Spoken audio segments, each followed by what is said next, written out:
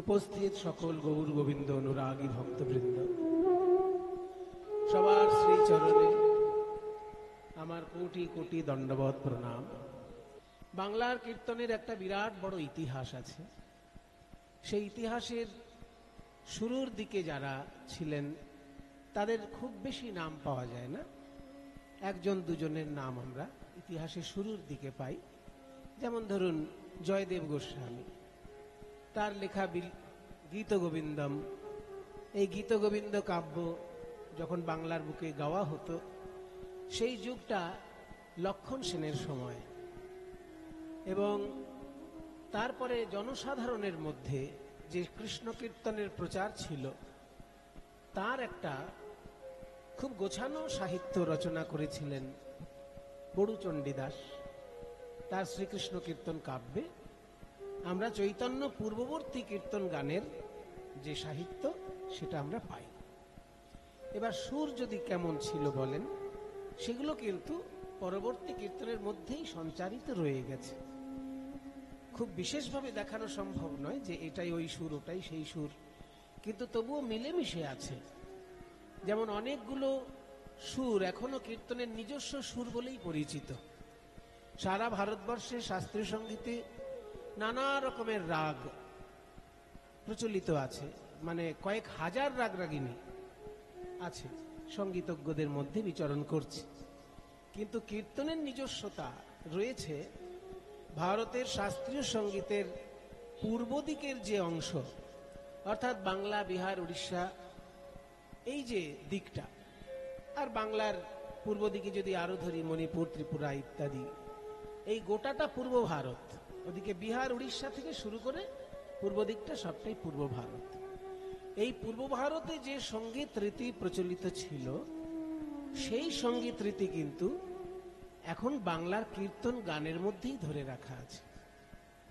যেমন ধরুন বেহাগ রাগের একটা সুর, কীর্তনের বেহাগ রাগ শুনলে আর বর্তমানে খেয়াল গানে যে বেহাগ রাগের সুর আছে, তার পার্থক্যটা বোঝা যায় যে কোনটা আমাদের পূর্ব ভারতে বেহাগ হিসেবে প্রচলিত ছিল। ঠিক একইভাবে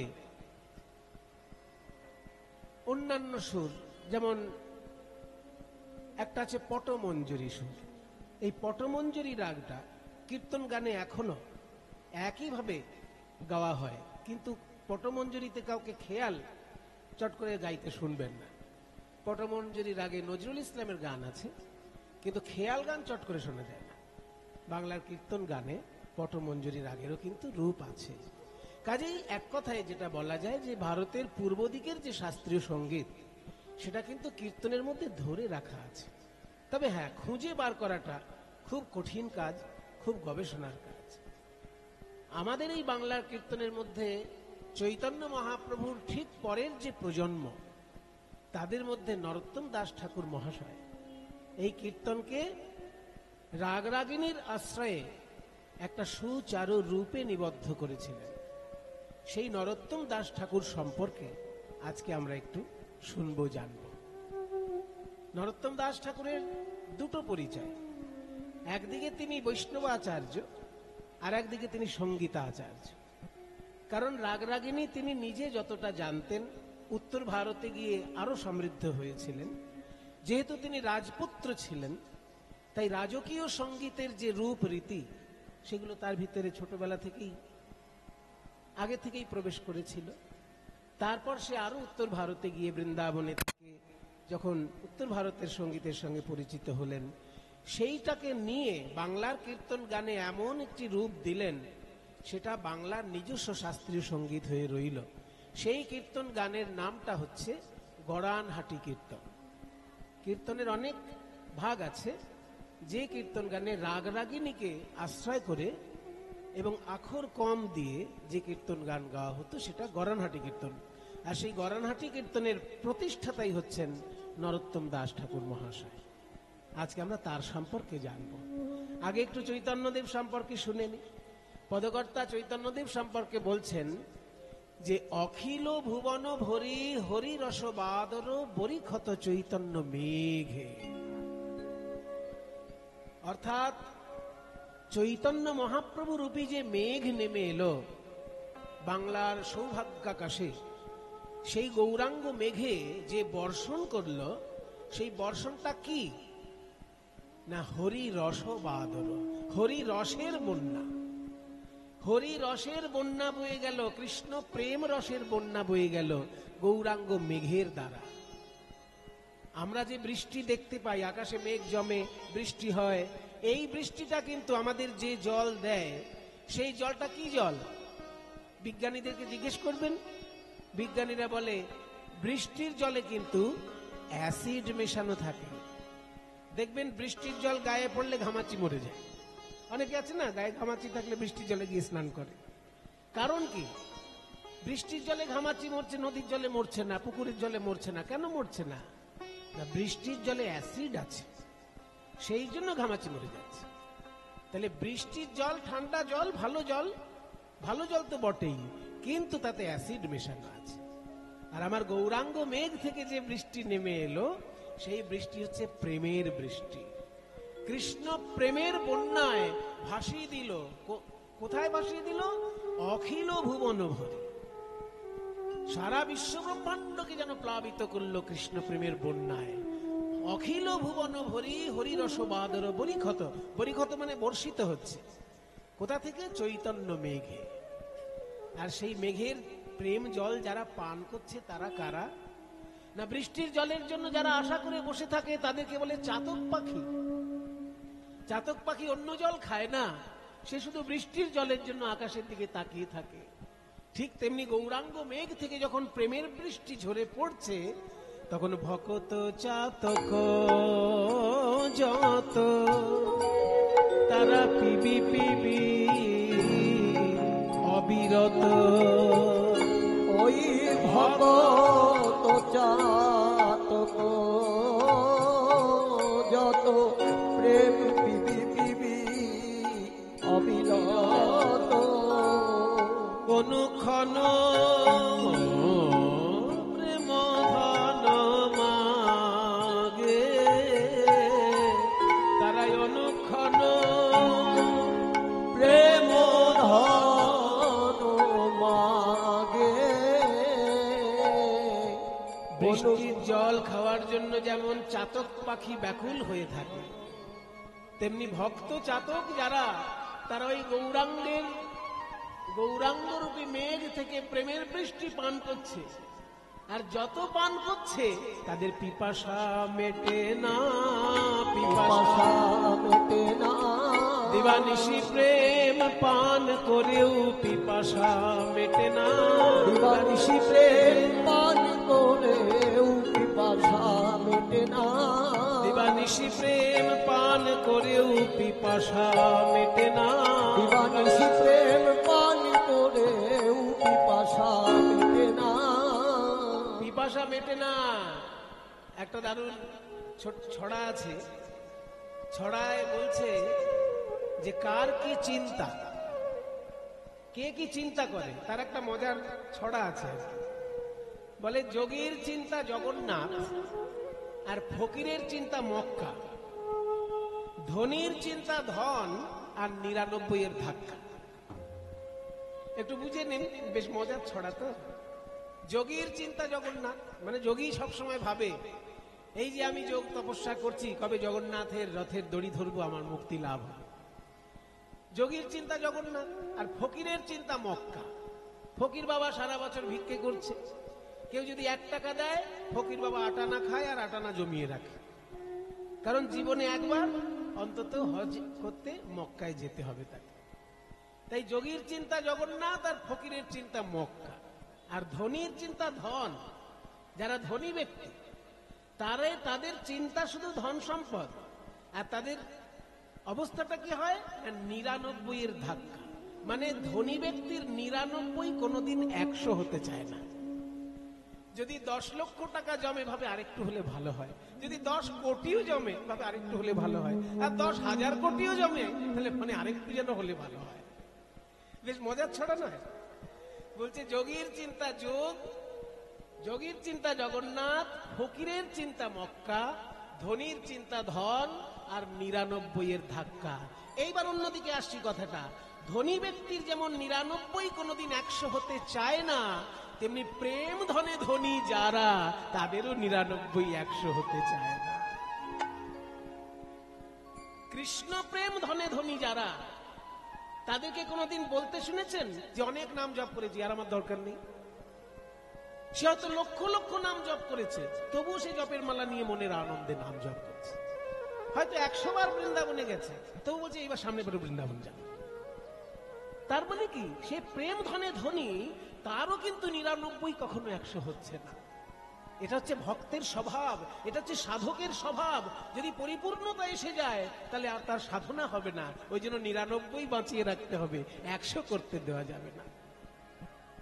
তাই পিপাসা মেটে না, পিপাসা মেটে না, দিবানিশি প্রেম পান করেও পিপাসা মেটে না, দিবানিশি প্রেম পান করে আমার গৌরাঙ্গ মেঘ হতে দিবানিশি প্রেম পান করে গৌরাঙ্গ মেঘ দিবানিশি প্রেম পান করে গৌরাঙ্গ মেঘ হতে প্রেম পান করে গৌরাঙ্গ মেঘ দিবানিশি প্রেম পান করে পিপাসা মেটে না, অনুক্ষণ প্রেম ধন মাগে। তাহলে এমন একটা মূল্যবান মেঘ, সাধারণ মেঘ থেকে অ্যাসিড জল বৃষ্টি হয়, আর গৌরাঙ্গ মেঘ থেকে প্রেমের জল বৃষ্টি হয়, সেই মেঘের জন্মদিনটা কবে? পদকর্তা বলছেন ফাল্গুনী পূর্ণিমা তিথি, সেই মেঘেরও জন্ম তিথি। ওই ফাল্গুনী পূর্ণিমা তিথি মেঘেরও জন্ম তিথি, সেই মেঘে করল বাদর, বাদর বন্যায় ভাসিয়ে দিল সেই মেঘ। বন্যা হলে কি হয় বলুন তো? মনে করুন 1 ফুট উঁচু জায়গা কিংবা 2 ফুট উঁচু জায়গা, কিন্তু সেখানে যদি 10 ফুট জল হয়ে যায়, কোন জায়গা 2 ফুট উঁচু, কোন জায়গা 1 ফুট উঁচু, সেগুলো কি আর বোঝা যায়? সব তখন সমান হয়ে যায়। ঠিক তেমনি চৈতন্য মেঘ আসার আগে আমাদের উঁচু উঁচু ব্যাপারটা ছিল। এই ব্রাহ্মণ এ হচ্ছে উঁচু, এ ক্ষত্রিয় এ হচ্ছে মাঝারি, এ বৈশ্য এ হচ্ছে সেজো টাইপের, এ শূদ্র এ হচ্ছে নিচু।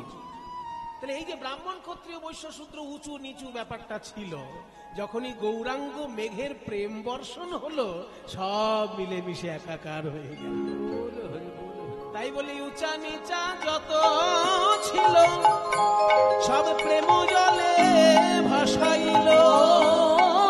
উঁচা নিচা যত ছিল প্রেম জলে ভাসাইল। আমার গোরা বড় দয়ার সাগর গো, গোরা বড় দয়ার সাগর। আমার গোরা বড় দয়ার সাগর গো, গোরা বড় দয়ার সাগর। কিছু কিছু মানুষ আছেন, হাজার বার বললেও তাদের সম্ভব হয় না মাটিতে নেমে এসে ধুলো মাখা। আর প্রেম কোথায় থাকে? ওই চরণ ধুলার মধ্যেই থাকে। তাই যেহেতু তাদের সম্ভব হলো না নিচে নেমে এসে চরণ ধুলা মেখে প্রেম গ্রহণ করা, তাই মহাপ্রভু কি করলেন? ওই প্রেম আবার উপরে পৌঁছে দিলেন। তারা যেখানে আছে সেখানেও প্রেম পৌঁছে দিলেন।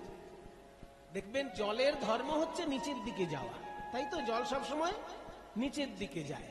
কিন্তু জলে যদি যন্ত্রযোগ হয়, মানে জলে যদি একটা মোটর মেশিন লাগিয়ে দেওয়া হয়, পাম্প মেশিন লাগিয়ে দেওয়া হয়, তাহলে সেই জল 5 তলা 10 তলার উপরে উঠে যাচ্ছে। ঠিক তেমনি যারা অভিমান মঞ্চে বসে আছে, নিচে নামতে পারলো না, প্রেম পেল না, মহাপ্রভু কি করলেন? একজন ভক্তরূপী যন্ত্রের মাধ্যমে সেই প্রেম সর্বস্তরে পৌঁছে দিলেন। তাই পদকর্তা বলছেন, জীবের করিয়া যন্ত্র হরি নাম মহামন্ত্র। ওই জীবে করিয়া যন্ত্র হরি নাম মহামন্ত্র। দিল ঘরে ঘরে প্রেমের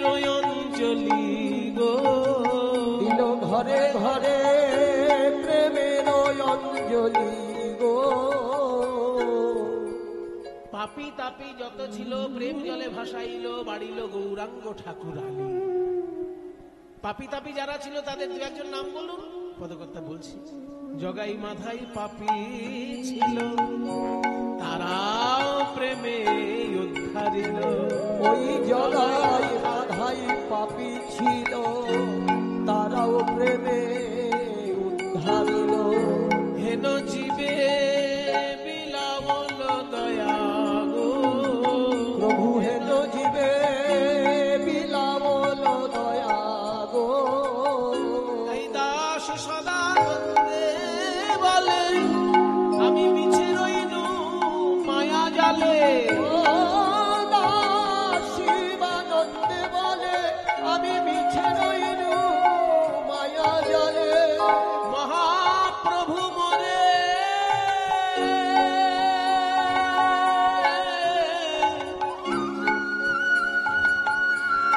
প্রভু মোরে দেহ পদ ছায়া গো। আমি মিছে রইনু মায়া জালে, প্রভু মোরে দেহ পদ ছায়া। আমায় চরণ ছাড়া করো না, আমায় চরণ ছাড়া করো না। না না না, আমায় চরণ ছাড়া করো না। চরণ ছাড়া করো না। ওহে প্রাণের গৌর হরি চরণ ছাড়া করো না। ওহে প্রাণের গৌর হরি আমি ওই চরণে বিকাইলাম। ওহে প্রাণের গৌর হরি ওহে প্রাণের গৌর হরি চরণে বিকাইলাম। ওহে প্রাণের গৌর হরি চরণে বিকাইলাম। ওহে প্রাণের গৌর হরি চরণে বিকাইলাম। আমায় চরণ ছাড়া করো না, প্রভু মোরে দেহ পদ ছায়া গো। মহাপ্রভু মোরে দেহ পদ ছায়া। তাহলে গৌরাঙ্গ মহাপ্রভুর মহিমা শুনলাম আমরা। পদকর্তা বললেন গৌরাঙ্গ বন্যা এনেছে, বন্যা। আজকে বাংলাদেশ যেমন ভেসে যাচ্ছে বন্যায়, আজকে কত জায়গায় বন্যা ভেসে যাচ্ছে। মহাপ্রভু যে বন্যা আমাদের জন্য এনেছেন, সে বন্যায় ভাসিয়ে আমাদেরকে কৃতার্থ করেছেন। অমানুষ মানুষ হয়েছে মহাপ্রভুর প্রেমের বন্যায় পড়ে। বন্যায় পড়লে কি হয়? লোকে কাদা ঘাটাঘাটি করে। যদি কারোর গায়ে কাদা নাও লাগে, বন্যায় পড়লেই কাদা লেগে যাবে। কিন্তু মহাপ্রভুর বন্যা এমন, যদি কারোর গায়ে কাদা থাকে সেই কাদা ধুয়ে যাবে। আমাদের গায়ে তো কাদা লেগে আছে, কাম ক্রোধ লোভ মোহ মদ মাৎসর্য, কত রকমের কাদা মেখে আমরা ঘুরছি। কিন্তু যদি একবার মহাপ্রভুর ওই প্রেম বন্যায় স্নান করা যায়, সব কাদা তার ধুয়ে মুছে পরিষ্কার হয়ে যায়। সেই প্রেমের বন্যার প্রধান মাধ্যম ছিল এই সংকীর্তন। সেই কীর্তন গানের যিনি প্রাণ প্রতিষ্ঠা নতুন করে করলেন, সেই নরোত্তম দাস ঠাকুর সম্পর্কে আজ আমরা শুনছি। চৈতন্য মহাপ্রভু যখন মালদায় গেছিলেন, চৈতন্য মহাপ্রভু একবার মালদায় গেছিলেন, সেটা আপনারা অনেকেই জানেন, শুনে রাখুন। তবু মহাপ্রভুর একবার বৃন্দাবন যাওয়ার ইচ্ছা হয়। তো বৃন্দাবন যেতে গিয়ে তিনি মালদা হয়ে বৃন্দাবন যাবেন এরকম ঠিক করলেন। সেটা অবশ্য সন্ন্যাসের পর। কিন্তু যখন সন্ন্যাস নিয়ে মহাপ্রভু পুরীতে গেছিলেন, দক্ষিণ ভারত ঘুরে চলে এলেন, তারপর আবার বাংলায় এলেন। বাংলায় এসে তিনি ভাবলেন বৃন্দাবন যাব। তো বৃন্দাবন যেতে গিয়ে তিনি মালদায় গেলেন। এই মালদায় যাওয়ার সময় পদ্মা নদীতে একটা ঘটনা ঘটেছিল, অদ্ভুত ঘটনা।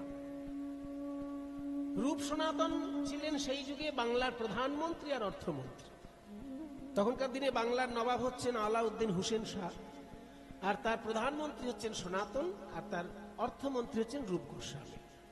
তাদেরকে কৃপা করার জন্য মহাপ্রভু তখন মালদায় গেছিলেন। মালদা তখন গোটা বাংলার রাজধানী। এখন যেমন বাংলার দুটো রাজধানী, একটা হচ্ছে কলকাতা, একটা হচ্ছে ঢাকা। কিন্তু তখন গোটা বাংলার একটাই রাজধানী, সেটা হচ্ছে মালদা। আর সেইখানে মহাপ্রভু গেছিলেন রূপ সনাতনকে কৃপা করার জন্য। সেই সময় পদ্মা নদীতে যখন মহাপ্রভু স্নান করছেন, অদ্ভুত একটা ঘটনা ঘটেছিল। পদ্মা নদীর তীরে আমার শ্রী গৌরাঙ্গ রায়, পদ্মা নদীর তীরে আমার শ্রী গৌরাঙ্গ রায়, পদ্মা নদীর তীরে আমার শ্রী গৌরাঙ্গ রায়, পদ্মা নদীর তীরে আমার শ্রী গৌরাঙ্গ রায়। ভক্তগণের সঙ্গে করি হরি গুণ গায়, ভক্তগণের সঙ্গে করি হরি গুণ গান, ভক্তগণের সঙ্গে করি হরি গুণ গান। হরি বল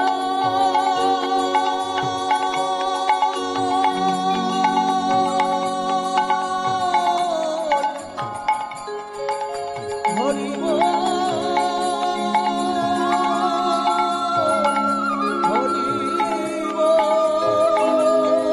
হরি ভক্তগণের সঙ্গে করি হরি গুণ গায়। ভক্তগণের সঙ্গে করি হরি গুণ গান। এমন সময় মহাপ্রভু হঠাৎ একটা অচেনা নাম ধরে ডাকতে লাগলেন, নরু, নরু রে,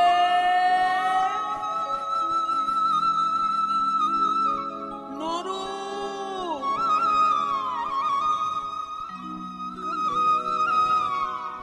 এই, কাকে ডাকছে মহাপ্রভু? এই আমরা যারা ভক্ত, আমরা সবাইকে তো সবাই চিনি, আমাদের মধ্যে তো কারোর নাম নরু নয়, তো কার নাম ডাকছেন মহাপ্রভু? প্রভু আপনি কাকে ডাকছেন?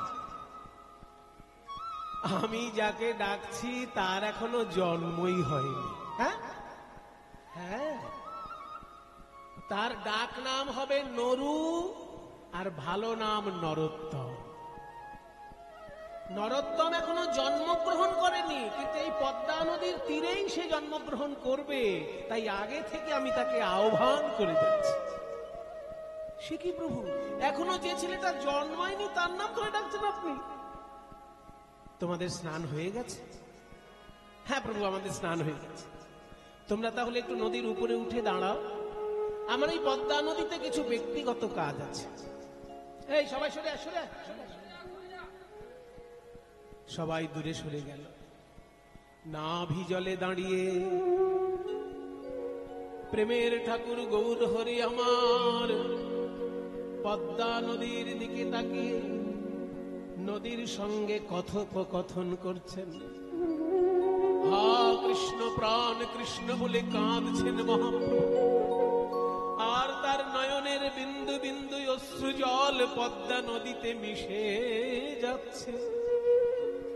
পদ্মা নদীর উদ্দেশ্যে গৌর হরি বলছে, ওগো পদ্মা, এই যে তোমার জলে আমার চোখের জল মিশে যায়, জানবে আমার নিছক অশ্রু জল নয়, আমার বুকের ভিতর যে জমাট বাঁধা কৃষ্ণ প্রেম, সেই কৃষ্ণ প্রেম বিগলিত হয়ে অশ্রু রূপে বাইরে বেশ বেরিয়ে আসছে। আর এই বিন্দু বিন্দু প্রেমে আমি তোমার জলে মিশিয়ে দিলাম। তোমার তীরে যেদিন নরোত্তম জন্মগ্রহণ করবে, নরোত্তম যেদিন তোমার জলে প্রথম স্নান করতে আসবে, সেদিন আমার এই প্রেম তুমি তারে দেবে। আমার প্রেম তুমি তারে দেবে। যেদিন নরোত্তম স্নান করতে আসবে, আমার প্রেম তুমি তারে দেবে। যেদিন নরোত্তম স্নান করতে আসবে, আমার প্রেম তুমি তারে দেবে। যেদিন নরোত্তম স্নান করতে আসবে তোমার জলে, আমার এই কৃষ্ণ প্রেম তাকে সমর্পণ করবে। এগুলো অদ্ভুত কথা, অলৌকিক কথা, সাধারণ লোকের বিশ্বাসযোগ্য নয়, কিন্তু ঘটেছে। পদ্মা নদী বলছি, ওগো মহাপ্রভু, আমার জলে তো প্রতিদিন হাজার হাজার মানুষ স্নান করে, কে নরোত্তম আমি কেমন করে বুঝবো? মহাপ্রভু বলেন, এইটা একটা দামি কথা। হাজার হাজার লক্ষ লক্ষ লোক পদ্মা নদীতে স্নান করছে, নরোত্তম দাসটাকে চিনবে কি করে? বলে তাহলে তাকে চেনার একটা উপায় শোনো। নরোত্তম দাস যেদিন প্রথম তোমার জলে স্নান করতে আসবে, তার গায়ের ছোঁয়া লাগলেই তোমার জলে অজস্র তরঙ্গ সৃষ্টি হবে। যার গায়ের ছোঁয়া পেলেই তোমার তরঙ্গ সৃষ্টি হবে, জানবে সেই নরোত্তম দাস। যাহার পরশে তুমি অধিক উছলিবা, যাহার পরশে তুমি অধিক উছলিবা, আমার এই প্রেম তুমি তাহারেই দিবা, আমার এই প্রেম তুমি তাহারেই দিবা। সেদিন তোমার তরঙ্গ বাড়বে, তোমার তরঙ্গ বাড়বে, নরোত্তমের পরশে তোমার তরঙ্গ বাড়বে, ওই নরোত্তমের পরশে তোমার তরঙ্গ বাড়বে। নরোত্তম যেদিন প্রথম তোমার জলে স্নান করতে আসবে, তার ছোঁয়া লাগলেই তোমার ঢেউ সৃষ্টি হবে, জানবে সেই নরোত্তম। পদ্মা নদী মনে মনে ভাবছে, বাহ, কবে নরোত্তম এসে আমার জলে স্নান করবে সে তো আমি জানি না, কিন্তু যতদিন নরোত্তম না আসছে ততদিন আমি গৌর প্রেম ধনে ধনী হলাম, প্রেম ধনে ধনী হলাম, আমার নদী জনম সফল হলো, গৌর প্রেম ধনে ধনী হলাম, আর নদী জনম সফল হলো, আমি শ্রী গৌরাঙ্গের প্রেম পেলাম, নদী জনম ধন্য হলো, গৌরাঙ্গের প্রেম পেলাম। আমার নদী জনম ধন্য হলো, গৌরের ধনে ধনী হলাম। নরোত্তম কবে আসবে জানি না, কিন্তু আমি গৌরাঙ্গ প্রেম পেয়ে তো ধন্য হলাম। তারপরে মহাপ্রভু রূপ সনাতনের সঙ্গে দেখা করেন এবং সনাতন গোস্বামী বলেন, প্রভু আপনি এই পথে বৃন্দাবনে যাবেন না, আপনি এখান থেকে ফিরে যান, পরবর্তীকালে জঙ্গলের পথে আপনি বৃন্দাবনে যাবেন। তাই পরবর্তীকালে চৈতন্য মহাপ্রভু ঝাড়খণ্ডের জঙ্গল হয়ে বৃন্দাবনে গিয়েছেন।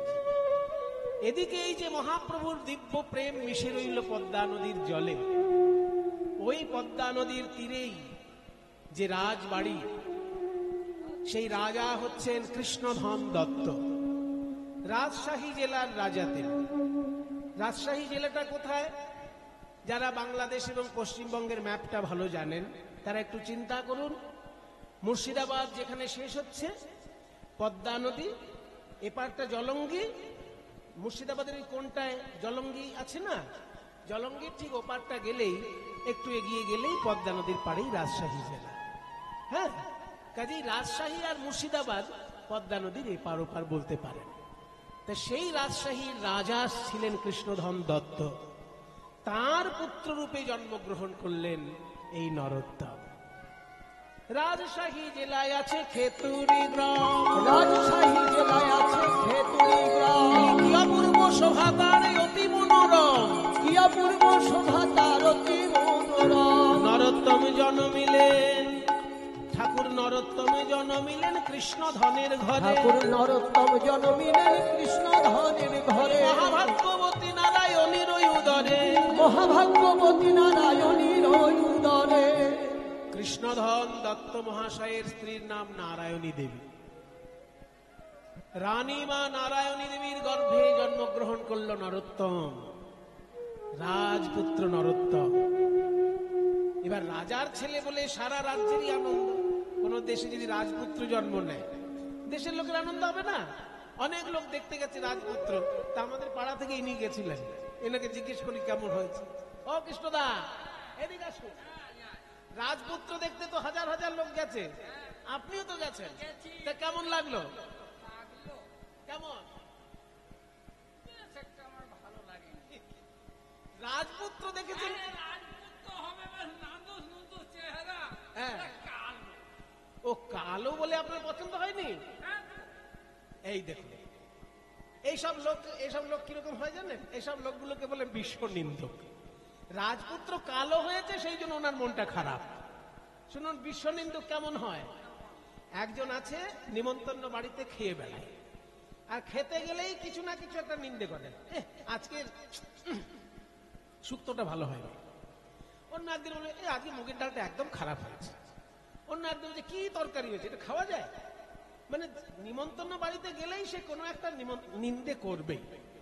এবার একটা নিমন্ত্রণ বাড়িতে সে গেছে, কোনোটাই খারাপ হয়নি, সব আইটেম খুব ভালো হয়েছে, সমস্ত লোক প্রশংসা করতে করতে যাচ্ছে। এবার ওই লোকটার কাছে সবাই এসেছে যে আজকের নিমন্ত্রণ বাড়িতে তো সব রান্না ভালো হয়েছে, আপনার মত কি? তখন সেই লোকটা বলছে সবাই যখন ভালো বলছে তো ভালোই হয়েছে, তবে এত ভালো না। দেখুন সেখানেও বলছে আবার এত ভালো না। এই বিশ্বনিন্দুককে নিয়ে বড় মুশকিল। শুনুন মশাই, রাজার ছেলে কালো হয়েছে বলে চিন্তা করবেন না, কারণ সোনার আংটি সোজা হলেও যত টাকা ভরি, বাঁকা হলেও তত টাকাই ভরি। মানে তুমি বলছো নাই মামার থেকে কানা মামাই ভালো। নরোত্তমে জন্মিলেন কৃষ্ণ ধনের ঘরে, নরোত্তম জন্মিলেন কৃষ্ণ ধনের ঘরে, মহাভাগ্যবতী নারায়ণের ওই উদরে, মহাভাগ্যবতী নারায়ণের উদরে, উলুধ্বনি শঙ্খধ্বনি করে নারীগণ, উলুধ্বনি শঙ্খধ্বনি করে নারীগণ, বাহু তুলে জয়ধ্বনি করে ভক্তগণ, বাহু তুলে জয়ধ্বনি করে ভক্তগণ। আনন্দ ধরে না, আনন্দ ধরে না, আনন্দ ধরে না, আনন্দ ধরে না, ওই রাজপুত্র হলো বলে আনন্দ ধরে না, রাজপুত্র হলো বলে আনন্দ ধরে না। সারা রাজ্যের লোক রাজপুত্রের জন্ম হয়েছে বলে আনন্দ করছে, কিন্তু রাজা মনে মনে চিন্তা করছেন যে আমার ছেলে রাজ ঐশ্বর্যে বড় হয়ে যেন শিক্ষা থেকে বঞ্চিত না হয়, সেই জন্য ছোটবেলা থেকেই ভালো জায়গায় পড়াশোনার ব্যবস্থাটা করতে হবে। রাজা চিন্তা করছেন ছেলের পড়াশোনা নিয়ে। তখনকার দিনে রাজশাহী জেলার সব থেকে বড় পণ্ডিত ছিলেন কৃষ্ণদাস পণ্ডিত মহাশয়। তাকে গিয়ে ধরলেন রাজা যে আমার ছেলের শিক্ষার দায়িত্ব দয়া করে আপনি নেন, কারণ আপনি রাজশাহীর সব থেকে বড় পণ্ডিত। পণ্ডিত মশাই বললেন মহারাজ আপনার অনুরোধ আমি রাখতে পারি, কিন্তু আপনার ছেলে রাজপুত্র বলে আলাদা কোনো সুযোগ আমি দিতে পারবো না। আমি সব ছাত্রকেই যেমন পড়াই ওকেও তেমন পড়াবো, ওর যদি মেধা ভালো থাকে নিশ্চয়ই সবার থেকে এগিয়ে যাবে। ঠিক আছে, তাহলে আজকে আমার ছেলেকে নিয়ে আসুন। হ্যাঁ আজকে নিয়ে আসুন, ওর আমি একটু ছোট্ট করে পরীক্ষা নিয়ে। নরোত্তমকে এনেছে শিক্ষক মহাশয়ের কাছে। নরোত্তম, তুমি বাড়িতে মায়ের কাছে অ আ ক খ শিখেছ? হ্যাঁ পণ্ডিত মশাই, আমি মায়ের কাছে অ আ ক খ শিখেছি। আচ্ছা এই নাও, কাগজ দিলাম, কলম দিলাম, ক দিয়ে কিছু একটা লেখো, খ দিয়ে কিছু একটা লেখো, গ দিয়ে কিছু একটা লেখো, লিখে আমাকে জমা দাও, আমি ঘুরে আসছি। এবার নরোত্তম ওই কাগজ আর কলম পেয়ে কতে কি লিখলেন? এখন যেগুলো বলবো এগুলো নরোত্তম দাসের নিজের লেখা। কয়ে কলিযুগে শ্রীকৃষ্ণ চৈতন্য অবতার, কলিযুগে শ্রীকৃষ্ণ চৈতন্য অবতার। খ খেলিবার প্রবন্ধে কইলেন খোল করতাল, খেলিবার প্রবন্ধে কইলেন খোল করতাল। গ গড়াগড়ি যান প্রভু নিজ সংকীর্তনে, গড়াগড়ি যান প্রভু নিজ সংকীর্তনে। ঘ ঘরে ঘরে হরিনাম দেন সর্বজনে, ঘরে ঘরে হরিনাম দেন সর্বজনে। উঙ, তখনকার দিনে উচ্চ ঈশ্বরে লিখতে হলো উঙয় হস্য দিয়ে লিখতে হতো। উঙ উচ্চ ঈশ্বরে কাঁদেন প্রভু জীবের লাগিয়া, উচ্চ ঈশ্বরে কাঁদেন প্রভু জীবের লাগিয়া। চ চেতন করান জীবে কৃষ্ণ নাম দিয়া, চেতন করান জীবের কৃষ্ণ নাম দিয়া। ছ ছল ছল করে আঁখি নেত্রে জল ঝরে, ছলো ছলো করে আখি নেত্রে জল ঝরে। বর্গের জ, জগত পবিত্র কইল গৌর কলে মরে। জগৎ পবিত্র কইল গৌর কলে মরে।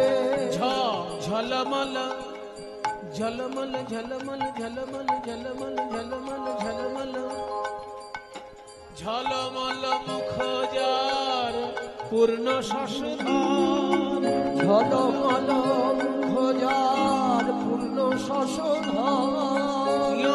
এমত না দেখি আর দয়ার সাগর, এমন না দেখি আর দয়ার সাগর। এমন আর নাই, আর এমন নাই, নাই আর নাই। করুণা সিন্ধু অবতার, আর নাই, আর ওই নাই। করুণা সিন্ধু অবতার। প্রেমের ঠাকুর গৌর হরি, করুণা সিন্ধু অবতার। গৌর হরে করুণা সিন্ধু অবতার। হয় নাই আর নাই এমত না দেখি আর দয়াল সাগর। দেখি নরোত্তম কেমন লিখেছ ক খ গ ঘ দিয়ে। যেই কাগজটি নিলেন শিক্ষক মশাই, ক, কলিযুগে শ্রীকৃষ্ণ চৈতন্য অবতার। ক্ষয়ে খেলিবার প্রবন্ধে কইলেন খুল করতা। গয়ে গড়াগড়ি যান প্রভু নিজ সংকীর্তনে, ভয়ে ঘরে ঘরে কৃষ্ণ নাম। এ তুমি কি করে লিখলে নরোত্তম? আমি যে কোনো ছোট ছেলে মেয়েকে যখন ক খ গ ঘ দিয়ে লিখতে দিই, তারা লিখে কয়ে কাক। আমরা ছোটবেলায় শিখেছি না কয়ে কাক। আরে বাবা, কতে কাকও হয় আর কতে কোকিলও হয়। কিন্তু কয়ে যদি আমাদের কোকিল শেখানো হতো তাহলে মিষ্টি মিষ্টি কথা বেরোতো। কিন্তু কয়ে আমাদেরকে শেখানো হয়েছে কাক। কি করে মিষ্টতা হাসবে? তা যাদেরকে আমি লিখতে দিই ক খ গ ঘ দিয়ে, তারা লিখে কয়ে কাক, খয়ে খরগোশ। কিন্তু তুমি কি লিখেছ? কয়ে কলিযুগে শ্রীকৃষ্ণ চৈতন্য অবতার, ক্ষয়ে খেলিবার প্রবন্ধে কইলেন খোল করতাল। গয়ে গড়াগড়ি যান প্রভু নিজ সংকীর্তনে, ঘয়ে ঘরে ঘরে হরিনাম দিন সর্বজনে। তোমাকে আমি কি শিক্ষা দেবো? তুমি তো শিক্ষা নিয়েই যেন জন্মগ্রহণ করেছো নরোত্তম। তবু একজন শিক্ষকের কাছে না আসলে সমাজের শিক্ষা লাভ করা যায় না, তাই আমার কাছে তুমি এসেছো। আমার হৃদয়ে যতটুকু শিক্ষার ভান্ডার আছে নরোত্তম, আমি তোমাকে উজাড় করে দেব। তোমার মতো ছাত্র আজ অব্দি আমি দেখিনি। সেদিন থেকে নরোত্তমকে শিক্ষা দিতে লাগলেন কৃষ্ণদাস। অল্প বয়সের মধ্যে খুব গভীর পাণ্ডিত্য লাভ করল নরোত্তম। যেদিনকে বিদ্যার শেষ হচ্ছে, সেই সমাবর্তনের দিন নরোত্তমকে ডেকে বলছে, শোনো নরোত্তম, আজকে তোমার এখানে শিক্ষা লাভ সম্পূর্ণ।